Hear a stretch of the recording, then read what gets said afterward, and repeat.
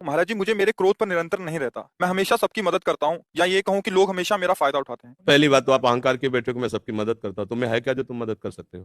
क्या है तुम्हें मदद कर सकते हो? ना तुम्हारे में बुद्धि है, ना बल है, ना इतने बड़े धनी हो, कुबेर का खजाना तो है नहीं, और बुद्धिमान ब्रह्मा वाली बुद्धि तो है नहीं। तो आप क्या मदद कर सकते हो किसी की? क्या मदद कर सकते हो? व्यर्थ का अभिमान क्यों रखते हो?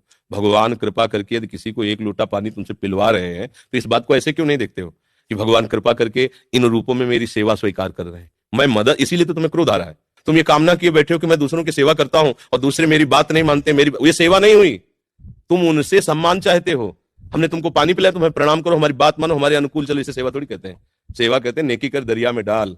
सेवा कर दी, तुम गाली भी दोगे तो हमें स्वीकार है। तुमने जल पी लिया, आनंद से तुम मस्त रहो, हमें गाली दोगे कोई परेशानी नहीं। इसे कहते हैं सेवा। सेवा करके सामने वाले को झुकाने की बात आना, उसे सेवा नहीं कहते। पहली बात, गलत हो आप, तभी आपके अंदर क्रोध आता है। यदि आप गलत नहीं होगे तो आपके अंदर क्रोध नहीं आएगा।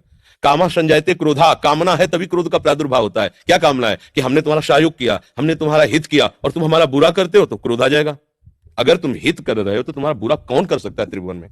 किसी की ताकत नहीं। हमारा कर्म ही बुरा हमारे सामने आता है। जैसे हम अभी वर्तमान में वो पाप नहीं किए जिसमें हमारे ऊपर ब्लेम लगाया गया है। इस समय तुम बिल्कुल निर्दोष हो, लेकिन वो दोष जो तुमने गुप्त रूप से किया तुम्हें बख्शेगा नहीं। तुम लाख जगह रो, लाख जगह तुम प्रार्थना करो, वो तुम्हें दंड दे के रहेगा। कर्म बड़ा बलवान होता है। तो बात ये सोचो कि भगवान कृपा करके हमसे हित करा रहे हैं, और किसका? वही इन रूपों में आ रहे हैं। आप उनको मनुष्य समझकर, अपने को बड़ा समझकर